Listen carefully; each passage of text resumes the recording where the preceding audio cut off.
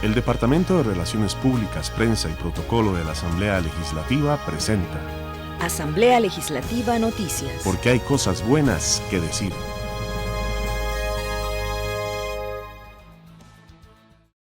Bienvenidos a Asamblea Legislativa Noticias. Este es un resumen de lo más importante que ha acontecido acá en el primer poder de la República. Diputados preocupados por poca información de personas con discapacidad en Censo Nacional. Foro de la Justicia presenta observaciones sobre nombramientos. Mideplan expone maraña institucional. Presidente de la Corte advierte sobre infiltración del crimen organizado en campañas políticas. Vamos al detalle de las informaciones. Durante la comparecencia en la comisión especial que analiza las reformas al Estado, la ministra de Mideplan expuso sobre la maraña institucional. Veamos la siguiente información. Con un cartel para ejemplificar la maraña de las 328 instituciones que forman parte del organigrama del Estado costarricense, la ministra de Planificación, Laura Fernández Delgado, dejó claro ante los diputados de la Comisión Especial de Modernización del Estado que se han creado instituciones a lo largo de la historia que están completamente desfasadas y que perdieron la capacidad de generar bienestar en la población. Otro de los ejemplos dados sobre la jerarquía, toma de decisiones y burocracia en las instituciones descentralizadas es que cuentan con una junta directiva, una presidencia ejecutiva y un gerente general, lo cual dificulta la toma de decisiones. Fernández Delgado lamentó que solo puede incidir sobre una porción de instituciones muy pequeña y que no está donde se da el mayor gasto ni el mayor problema de bienes y servicios, ya que estos son entes independizados y con autonomía propia. Dentro de esas observaciones, también señaló que la Contraloría de Servicios Públicos ha sido devaluada en las instituciones públicas. La jerarca encargada de la política pública se mostró anuente a trabajar en conjunto con los legisladores para no seguir ensanchando el aparato estatal y dar criterios técnicos a los diversos proyectos de ley. Vean, esto no es fácil. Las 328 instituciones tienen intereses de muy distinta naturaleza ahí arraigados. Por esta sala irán a desfilar conglomerados de funcionarios de instituciones y de sectores diciendo que se sienten amenazados con cambios en sus naturalezas. Aquí nadie quiere jamás desmejorar la gestión pública ni eliminar servicios públicos. Aquí lo que queremos es generar un modelo organizacional del Estado que genere resultados con eficiencia, con un uso racional de recursos, pero que se oriente a productos actualizados. La legisladora oficialista Paola Nájera consultó sobre la estrategia de reforma del Estado planteada por el gobierno. Un resumen de cuál es la visión de reforma del Estado por parte del gobierno. 1. Mejorar la calidad de vida de la gente. Las instituciones no son fines en sí mismas. Las instituciones públicas deben ser el vehículo, el instrumento para impactar en valor público traducido en bienestar para la gente. Por su parte, el diputado Rodrigo Arias Sánchez pidió a la ministra una propuesta de reestructuración sectorial del Poder Ejecutivo. Pero una reforma integral del Poder Ejecutivo, ¿verdad? Sobre todo, y como segundo punto, dentro de eso, la reestructuración sectorial del Poder Ejecutivo, ¿verdad? En relación con todo el mundo descentralizado, con todas las autonomías descentralizadas, ¿verdad? Porque el Estado costarricense no puede seguir siendo islas, no podemos seguir viendo el 33% del Poder Ejecutivo y el resto por la libre. Entonces hace falta esa centralización en cuanto a toma de decisiones políticas, no administrativas, pero sí políticas, y cómo se vislumbra esa reestructuración del mundo descentralizado. Esta comisión continuará recibiendo a jerarcas y sectores que les permita hacer un diagnóstico de las reformas que se requieren para mejorar el aparato estatal. Presidente de la Corte Suprema de Justicia advierte sobre infiltración del crimen organizado en las campañas políticas durante su exposición ante los diputados de la Comisión de Seguridad y Narcotráfico. Veamos la nota que hemos preparado sobre este tema. Diputados de la Comisión de Seguridad y Narcotráfico recibieron en audiencia a jerarcas del Poder Judicial para referirse sobre los retos y necesidades que enfrentan. El presidente de la Corte Suprema, Fernando Cruz, se refirió sobre la necesidad de abordar el crimen organizado de una manera distinta, agilizando diligencias para realizar intervenciones telefónicas, apertura de cuentas bancarias, teléfonos y secreto bancario, mediante una jurisdicción nacional. Debiéramos tener un enfoque de datos y un enfoque de la ciencia de la política criminal. Por eso, en alguna ocasión que vine a otra comisión hace un tiempo, aquí en el Parlamento, yo sugerí que se tratara de buscar una sección del Ministerio de Justicia, lo ubico ahí pensando en voz alta, que se encargara del tema político-criminal, lo cual incluye, por supuesto, el tema del crimen organizado en todas sus dimensiones y la política criminal en general, porque una de las cuestiones muy sensibles de los parlamentarios y parlamentarias es el tema de la política criminal. Entonces, si usted tiene una sección del Poder Ejecutivo que es el encargado de impulsar junto con el Parlamento la política criminal, eso sería muy importante, que cada vez que entra una nueva asamblea con una comisión, ya los estudios se han venido haciendo sistemáticamente. Eso me parece que es significativo. No dudo que distintas instancias del Poder Ejecutivo lo hacen, pero yo sí creo que la exploración de datos y el pulso debiera estar muy presente para darle un enfoque no reactivo, sino un enfoque realmente fundamentado. Enfatizó la importancia de poner mayor atención en el financiamiento de campañas políticas. En su criterio, el crimen organizado encuentra en las instituciones legítimas facilidad para mover sus intereses. Otro tema es algo que también hay que prestarle mucha atención porque tiene muchas debilidades. Es el tema de la financiación de las campañas políticas, que también lo dije en la vez anterior. ¿Por qué razón? Bueno, porque el crimen organizado también utiliza todas las redes que tiene el sistema legal y tributario para ocultar ganancias, para disminuir la masa de ingresos que se puede determinar su tributo, etcétera. Y en el marco de los últimos ataques cibernéticos contra instituciones, los diputados aprobaron moción para que comparezca ante este foro el presidente de la Caja Costarricense del Seguro Social, el señor Álvaro Ramos. Integrantes de la Comisión de Asuntos Sociales toman nota para modificar proyecto que sanciona acoso laboral en el sector público y privado. Veamos la siguiente nota.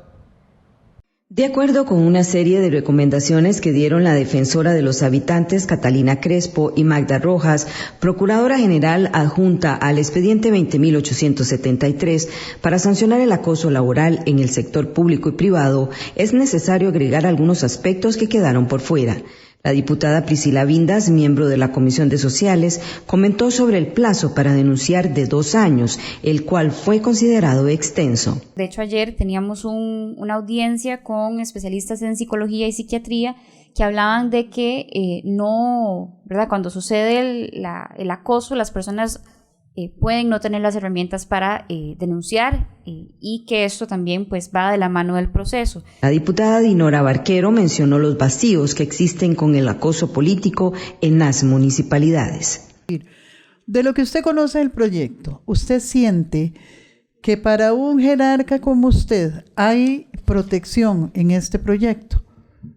En este tipo de proyectos, para las situaciones que usted vivió, porque me parece que el acoso no necesariamente viene del jerarca hacia abajo. Según Crespo, la iniciativa no se ajusta a la realidad de pequeñas empresas. El acoso laboral no es lo que veíamos hace 5 o 10 años atrás, que es de un jerarca o de alguien de un puesto más arriba hacia alguien un puesto más abajo. Sabemos que existe tanto de forma ascendente como de forma descendente. Entonces, el acoso laboral se da a todas las personas, se puede dar a todas las personas, hombre, mujer. Sí, los estudios dicen claramente que los niveles de acoso hacia las mujeres, especialmente en temas de política, son mucho más altos. Diputados se muestran preocupados por la poca información en Censo Nacional sobre personas con discapacidad. Veamos cuáles fueron las observaciones que plantearon los legisladores.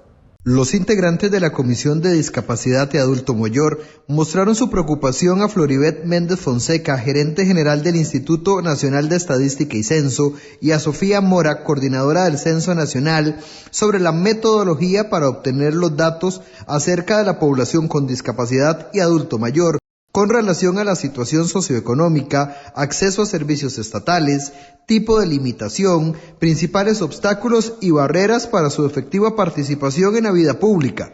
El presidente de la comisión, el diputado John Der Salas, y la legisladora liberacionista Catherine Moreira consultaron sobre la metodología empleada para obtener dicha información, ya que las preguntas realizadas no cuestionaban asuntos propios de dicha población.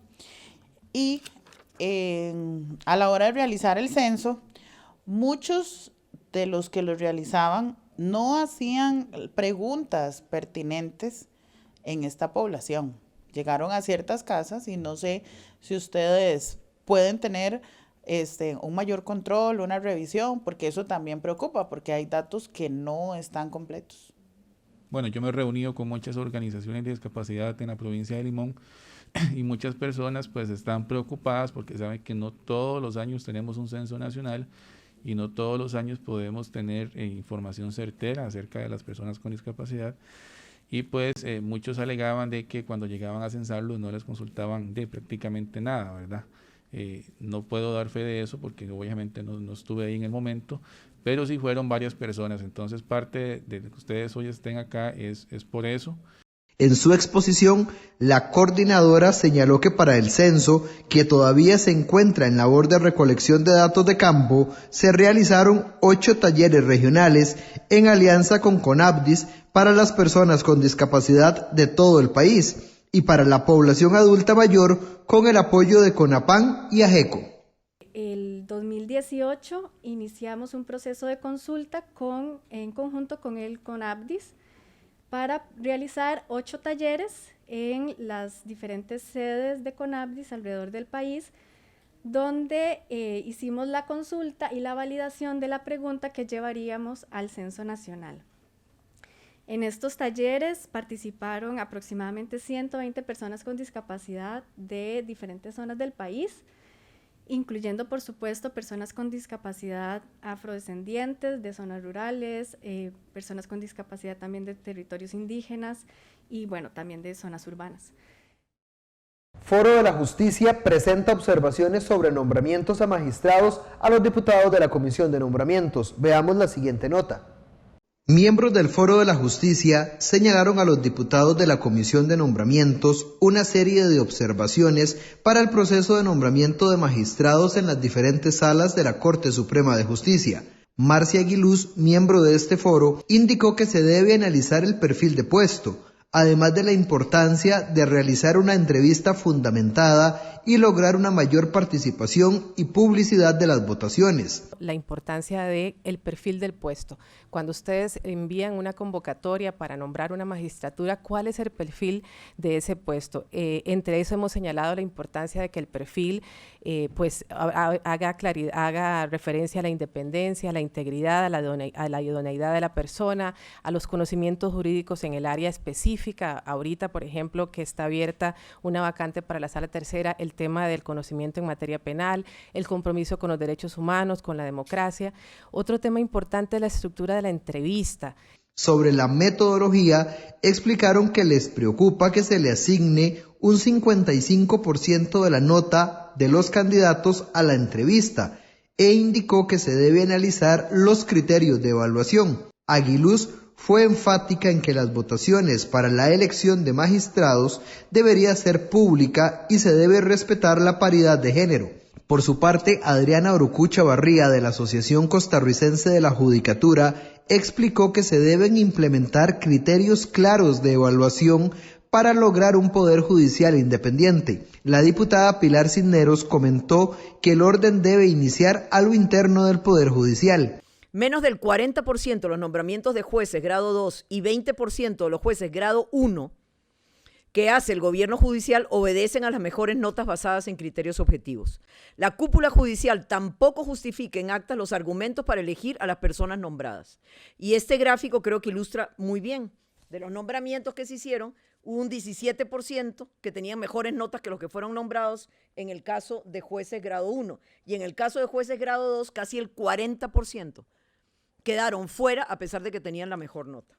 Mientras que la legisladora Gloria Navas aseguró que hay una problemática seria en la aplicación de la justicia. La problemática es seria, la problemática se vive y la problemática existe. El tema es buscar las soluciones adecuadas dentro de tiempos cortos, porque si no nos vamos en discusiones muy interesantes, muy intelectuales, pero no resolvemos nada. Uno de los puntos importantes en el Poder Judicial es la concentración de poder. Precisamente esa concentración de poder es lo que, por lo menos por mi cabeza ha pasado en conversación con otras personas, otros profesionales, de que la Sala Constitucional debe salir del Poder Judicial. Los diputados de la Comisión de Nombramientos trabajan en la designación de un nuevo magistrado de la Sala Tercera ante el fallecimiento del exmagistrado Álvaro Burgos. Magistradas piden creación de un botón de pánico para atender violencia sexual. Veamos la siguiente nota. Diputadas de la Comisión de la Mujer recibieron en audiencia a la magistrada Roxana Chacón y a Yanet Arias Mesa, coordinadora y jefa de la Secretaría de la Comisión de Género del Poder Judicial, para referirse sobre las estadísticas de violencia sexual y sus repercusiones. Revelaron datos sobre los tiempos de tramitación dentro del Poder Judicial, sobre este tipo de delitos en niños, adolescentes y mujeres. Que nosotros recibimos al año 33,000 quejas, 12,000 quejas específicamente de delitos sexuales en contra de niñas, adolescentes y mujeres, incluidos también niños, ¿verdad? Por los delitos de violación y todo tipo de abuso sexual. Y alrededor de unas 8,000 y más de la ley de penalización de la violencia en contra de las mujeres. Eso hace una característica importante de casi 33,000 denuncias recibidas en forma anual. Solicitaron la creación de una herramienta tecnológica interinstitucional llamada botón de pánico, que permita la valoración de riesgo más efectiva y evitar el feminicidio. El INAMU tiene un botón de pánico. Nosotros queremos un botón de pánico que los jueces puedan establecer en un teléfono celular, de tal manera que la víctima pueda llamar ante una emergencia y pueda direccionarse a la localización donde ella está, para que la policía se active y la atienda. Eso es un programa que ya en Perú lo están haciendo. Nosotros ya contactamos con Perú y lo vamos a traer para tratar de implementarlo en el Poder Judicial. Culminaron con el llamado a la Comisión para modificar la Ley Procesal Penal para la atención de la violencia sexual, además de la necesidad de contar con mayores fiscales para la atención en materia de género. Diputados recomiendan sentar responsabilidades sobre pruebas FARO. Los diputados aprobaron el informe de la Comisión de Control de Ingreso y Gasto Público sobre las pruebas FARO aplicadas por el Ministerio de Educación Pública el año pasado. En dichas pruebas se realizaron preguntas que consideraron violentan el derecho a la intimidad y a la protección de datos de los estudiantes menores de edad. Entre las recomendaciones están el envío de la investigación al Ministerio Público, la Procuraduría de la Ética y la Agencia de Protección de Datos de los Habitantes. Instar además a la Contraloría General de la República a investigar las presuntas irregularidades de los funcionarios públicos involucrados, así como las posibles sanciones tales como destituciones o inhabilitaciones de ejercer cargos públicos. A la Procuraduría de la Ética determinar si las actuaciones de los funcionarios constituyen faltas a la ética y a la probidad.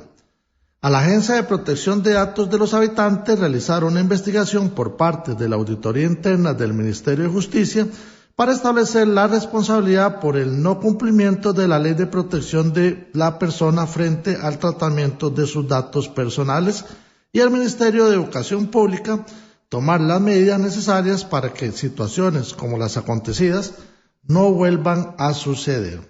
La diputada Carolina Delgado de la fracción de Liberación Nacional señaló que en la investigación costó encontrar los responsables de los contenidos de las pruebas. Realmente todas las audiencias y todo lo que se dio nos costó que realmente encontrar los responsables de los contenidos de las pruebas, no solamente con los factores asociados, sino con todo el contenido de las mismas. Ahí es importante aclarar cuáles son los factores asociados. Se dice, y parte de la justificación que hizo el MEP en poder incorporar estos factores, es que son los factores que afectan el rendimiento académico de los estudiantes, de los jóvenes, esos factores que influencian en esa calidad de la educación. Y hacían cosas y hacían preguntas asociadas como: el techo de mi casa ¿qué tiene que ver eso con el tema educativo? Por su parte, la parlamentaria oficialista Pilar Cisneros comentó que se sometió a 70,000 niños a responder más de 600 preguntas de las pruebas de factores asociados. Aquí estamos, una vez más, jugando a yo no fui, fue TT. Con la tortura a la que sometimos a 70,000 niños, obligados a responder más de 600 preguntas de lo que se llamó factores asociados en las pruebas FARO del año pasado. Ya varios de mis compañeros mucho han dicho sobre el informe de la comisión y la realidad es que no vale la pena redundar en los argumentos de censura a los responsables, salvo tal vez una de las conclusiones más relevantes del informe que estamos discutiendo hoy y que creo que vale la pena recordar. Y aquí está. La prueba terminó convirtiéndose en una tortura física y mental para todos los estudiantes. Creo que esto deberíamos grabarnos en nuestra memoria. Y aquí retomo mi frase inicial. ¿Quién fue? ¿Quién es la TT de esta preocupante historia que debe asumir plena responsabilidad sobre lo que pasó? El diputado Leslie Bojorge de la Unidad Social Cristiana también se refirió al informe. Para hablar de las pruebas FARO, tenemos que remontarnos a las pruebas de bachillerato, porque las pruebas FARO son el sucesor de las pruebas de bachillerato. Les quiero contar que el primer año en el que se aplicaron las pruebas de bachillerato en Costa Rica fueron en 1960 hasta 1973. Y se eliminaron mediante un decreto en 1973 hasta 1988. El señor presidente de la Asamblea Legislativa, don Rodrigo Arias Sánchez, era ministro de la presidencia cuando se volvieron a instalar las pruebas de bachillerato, en 1988 hasta el 2018. El primer dato importante que quisiera que ustedes tengan esta tarde es que ustedes puedan ver que de 1973 a 1988 no hubieron pruebas de bachillerato. Hecho número 1. Quisiera preguntarles, ¿alguno de ustedes se graduó en ese periodo? ¿Hay aquí alumnos de bachillerato graduados entre 1933 y 1988? Okay. Ninguno de ustedes hizo examen de bachillerato. Dicho informe será trasladado al Ministerio Público, la Procuraduría de la Ética y la Agencia de Protección de Datos de los Habitantes. Legisladores de la Comisión de Guanacaste mostraron su preocupación por el acceso al agua en la región ante audiencia con el presidente ejecutivo de Acueductos y Alcantarillados. Veamos lo que señalaron los legisladores en el siguiente material.